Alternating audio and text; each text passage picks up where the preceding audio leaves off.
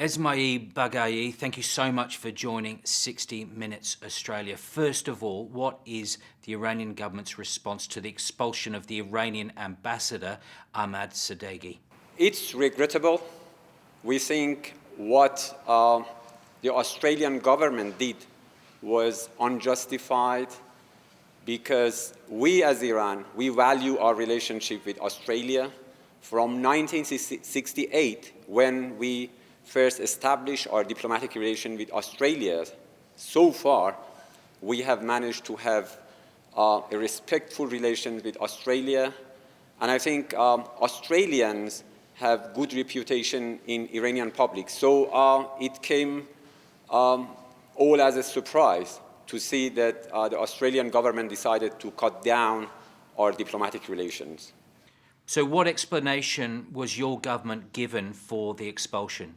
They told us that because they found Iran involved in a so-called anti-Semitic operation against Jews in Australia, so they decided to cut down our relation. They made it clear that it had nothing to do with our embassy or the ambassador, but still they leveled this accusation against Iran, which we said very clearly that it was baseless and absurd to accuse Iran of anti-Semitic. This is the first time since World War II that Australia has expelled an ambassador. The Australian government clearly doesn't do that lightly.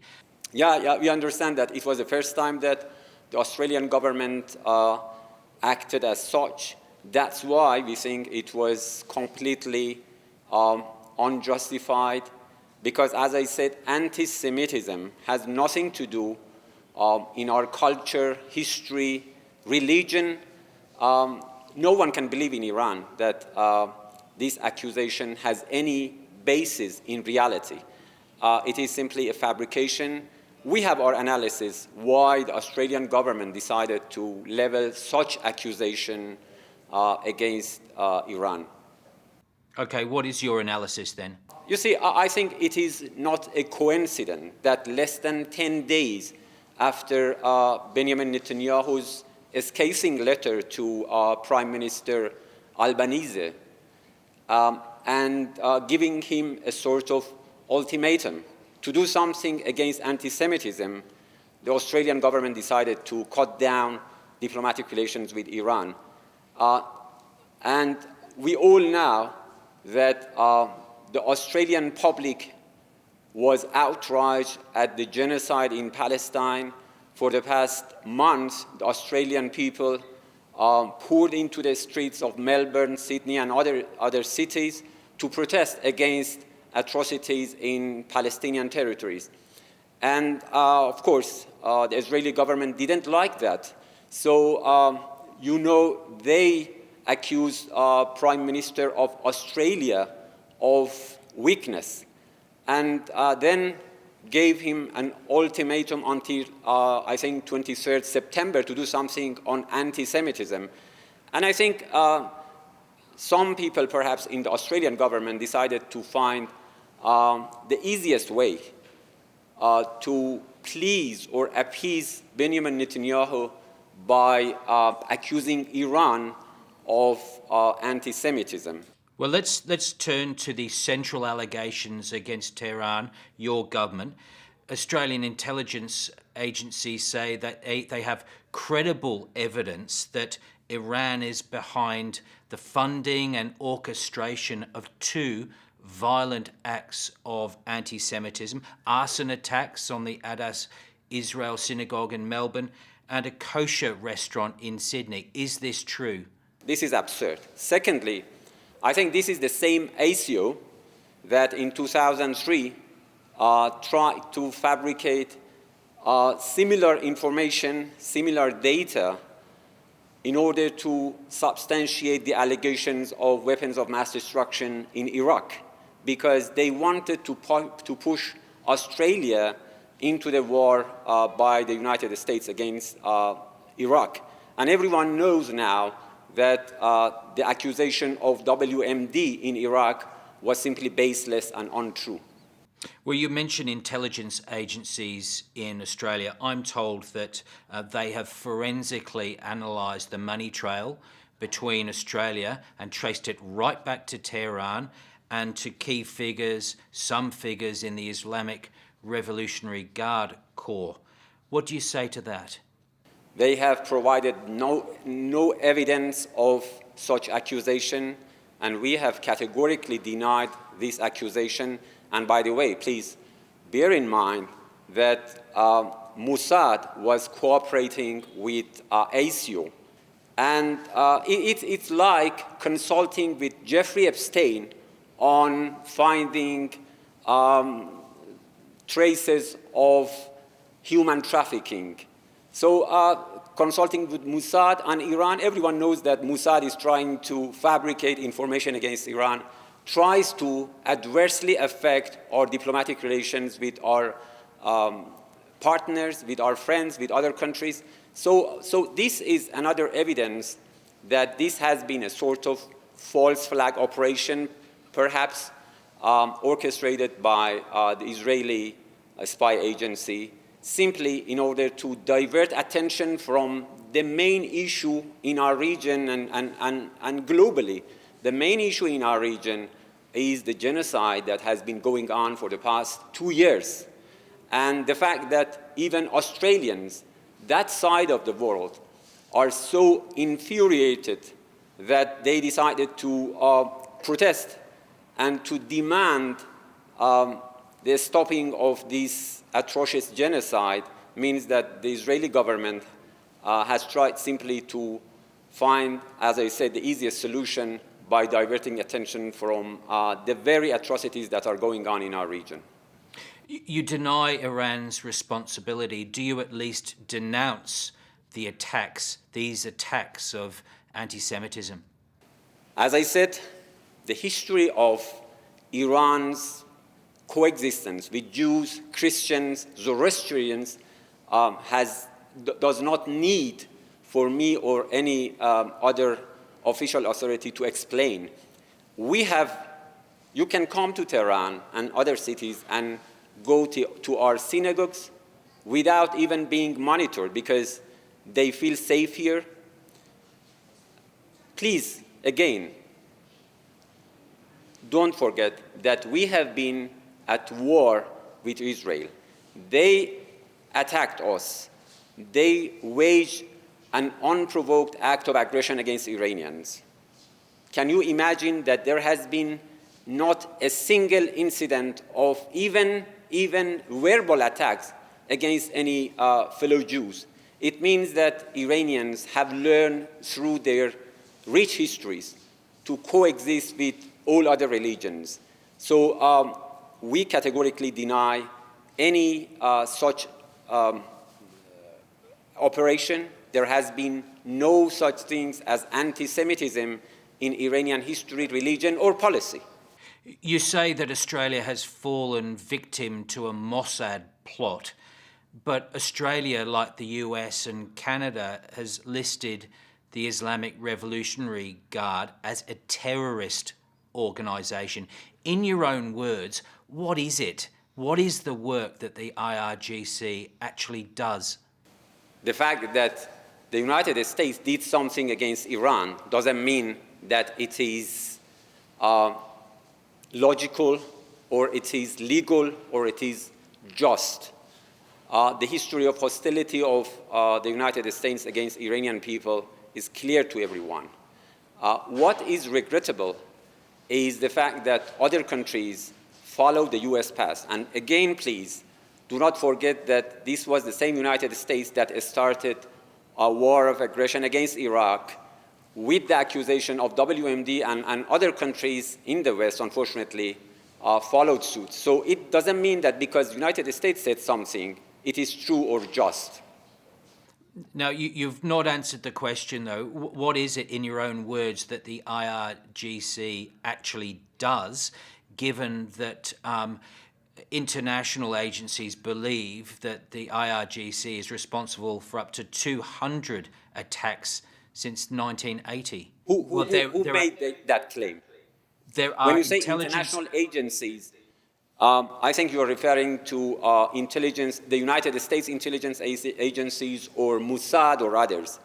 And I'm telling you that we have been at war with the Israeli regime. The United States acts of hostilities against Iran has a long history dating back even to 1953, when the United States and UK orchestrated a coup d'etat against our nationally elected government. So the IRGC is part of our official armed forces. They have been strong enough to defend against our territorial integrity, against our national sovereignty, and against our national dignity. So IRGC is part of Iran's official armed forces responsible for defending Iran's territory and people against any enemy. Well, you ask who says this.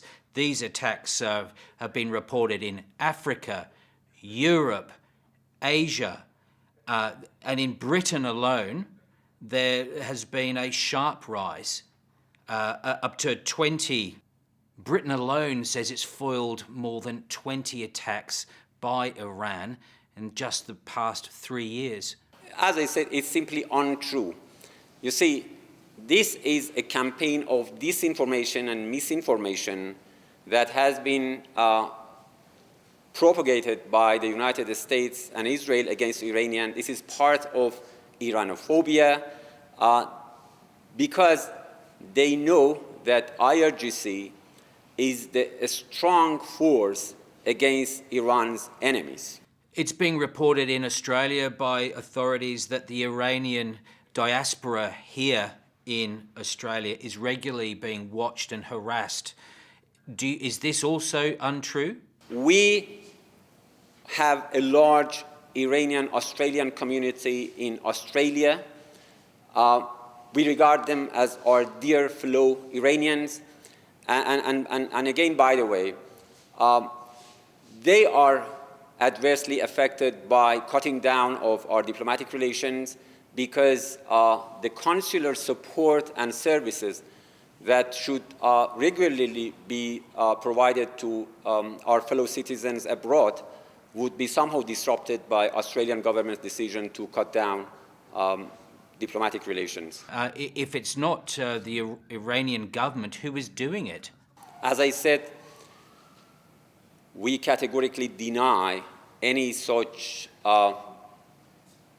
report, any such allegation of Iran doing surveillance or monitoring on our citizens in Australia. That's untrue. Iran has vowed reciprocal action in response to the expulsion of the ambassador. What does that look like?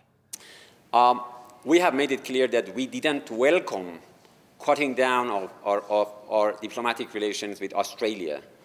We have had a respectful diplomatic relation with Australia from 1960, although there has been many cases of unjust treatment by Australian government, and I can give you some examples. But still, we valued our diplomatic relation with Australia as we did with other countries because it is our duty as diplomats, as Ministry of Foreign Affairs, to try to engage with other countries, to promote friendly relations between our peoples.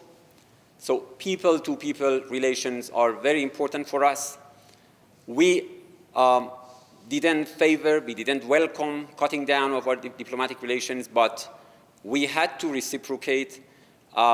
We didn't close Australian embassy in Tehran, and still we welcome revisiting of this decision by Australia for the reasons I just mentioned.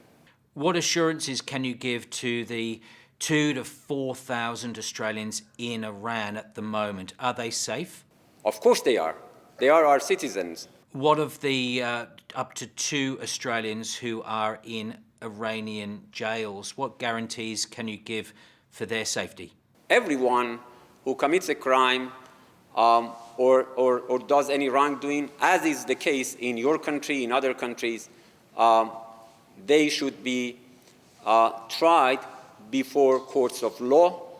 There should be no discrimination on the basis of religion, nationality, or any other differences. So everyone who is accused of committing any crime is being prosecuted, is being tried in accordance with the rules of law. You say that Australia acted under the influence of Mossad, the Israeli government, the United States. Regardless of that point, are you worried that Iran is becoming increasingly isolated? Not really. Not because one or two countries decided to cut down their relations as part of their alliance or as part of their commitment to the United States. This doesn't mean that Iran is isolated.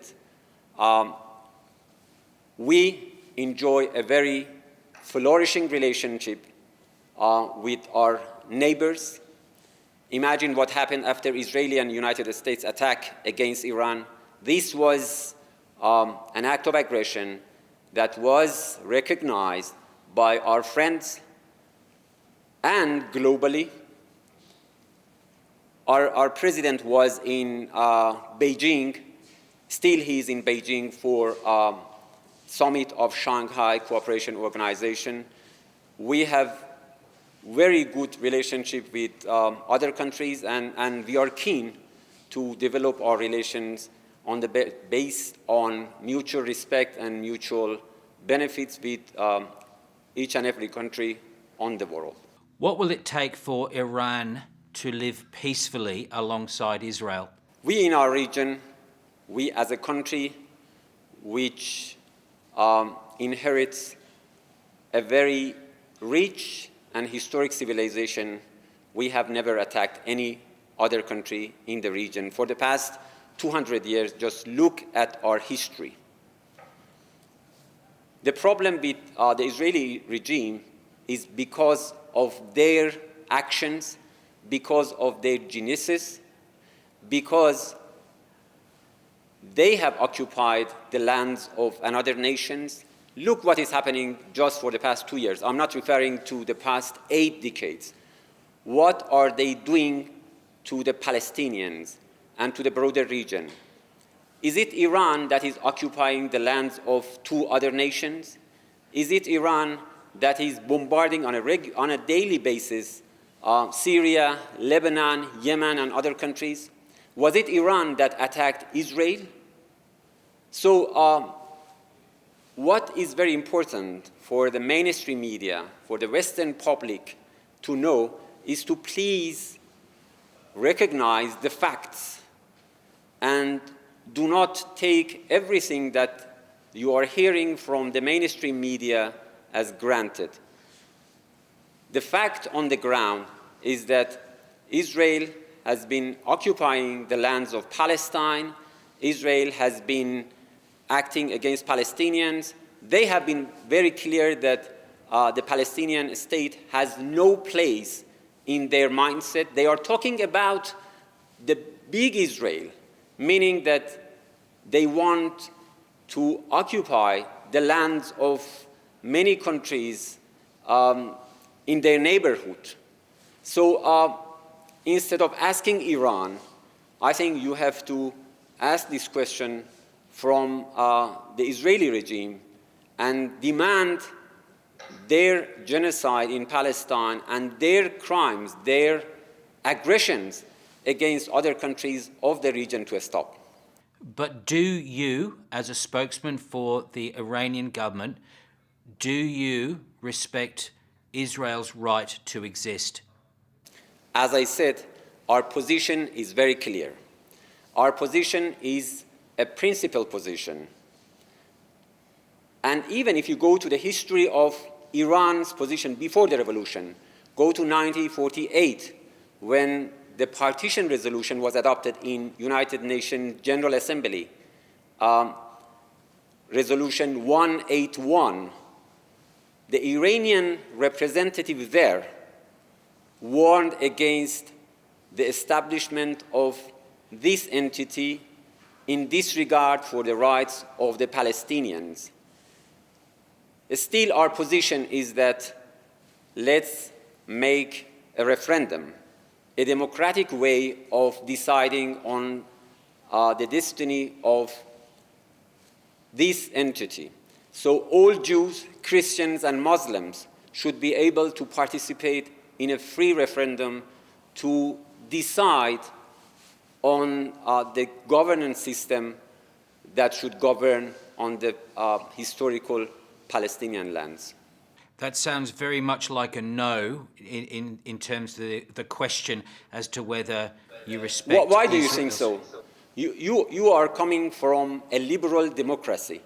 And why, when Iran talks about referendum, with the participation of all Jews, Christians, and Muslims, each of them having one vote, why do you think it is not practical, or it is a no?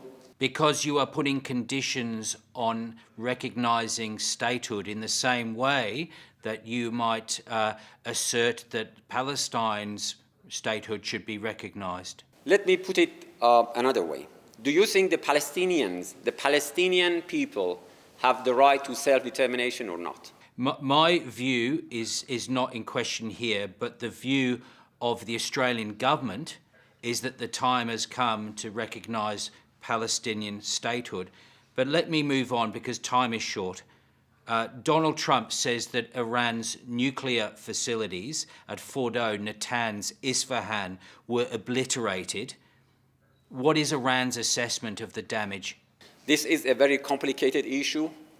This is very technical, and our Atomic Energy Organization are still working to gauge, to assess the level of damage done to our facilities.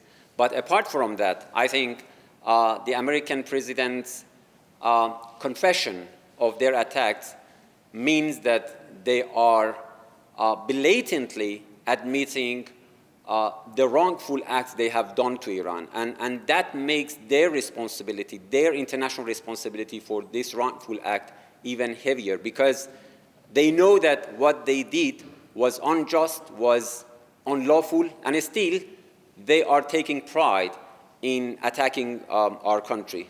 This is outrageous. There must be some measure of the damage. What is it?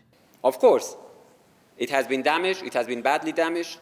And I'm telling you that instead of asking about the level of damage, the public opinion, the mainstream media should be concerned about the consequences of such blatant violation of rule of international law, and taking pride in doing such a blatant, lawless action by the United States and by the Israeli regime against Iran. France, Germany, the UK say they will reimpose some strict sanctions against Iran unless Tehran reveals the whereabouts of the heavily enriched uranium. What do you say to that?